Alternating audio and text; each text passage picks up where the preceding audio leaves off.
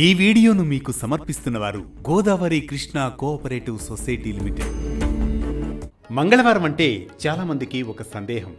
ఈరోజు కొత్త పనులు మొదలు పెట్టాలా వద్దా అనే ప్రశ్న. సంప్రదాయంగా చూస్తే ఈ రోజుకు అధిపతి కుజుడు, అంటే మంగళ గ్రహం. కుజుడు శక్తి, ధైర్యం, ఉద్రేకానికి ప్రతీకగా భావిస్తారు. అందుకే మంగళవారం కొత్త పనులు ప్రారంభిస్తే తొందరపాటు నిర్ణయాలు తీసుకునే అవకాశం ఉందని పెద్దలు హెచ్చరిస్తారు.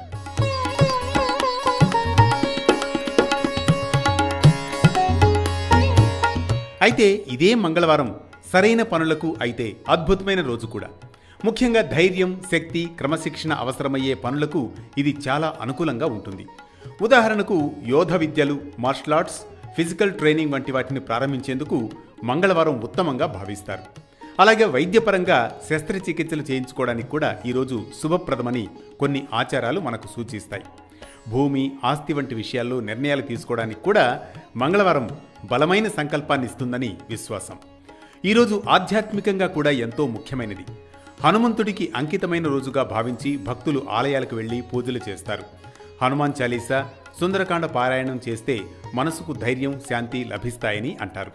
ఎరుపు పువ్వులు, బెల్లం, వేరుశెనగలు నైవేద్యంగా సమర్పించడం కూడా శుభప్రదంగా భావిస్తారు. అలాగే దానం చేయడం, ఉపవాసం పాటించడం ద్వారా ఆత్మశక్తి పెరుగుతుందని నమ్మకం. ఇక కొన్ని నియమాలు కూడా పాటించాలి.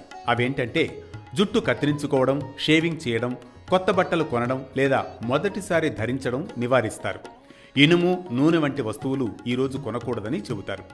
అప్పు ఇవ్వడం లేదా తీసుకోవడం కూడా ఈ రోజున మంచిది కాదని భావిస్తారు. ముఖ్యంగా కోపం, వాగ్వాదాలు దూరంగా ఉంచుకోవాలని సూచిస్తారు పెద్దలు. ఎందుకంటే మంగళ గ్రహ ప్రభావం వల్ల అవి పెరిగే అవకాశం ఉంటుందని విశ్వాసం. మొత్తానికి మంగళవారం అనేది చెయ్యకూడని రోజు అనే కంటే ఏం చెయ్యాలో తెలుసుకోవాల్సిన రోజు అని చెప్పాలి. సరైన పనులు చేస్తే ఇది విజయానికి దారి చూపే శక్తివంతమైన రోజు అవుతుంది. ఇదే మంగళవారంలోని ఆంతర్యం. ఇలాంటి మరో భక్తి రాగం, ధర్మ దీపంతో మళ్ళీ కలుద్దాం రేపటి పరమార్థంతో.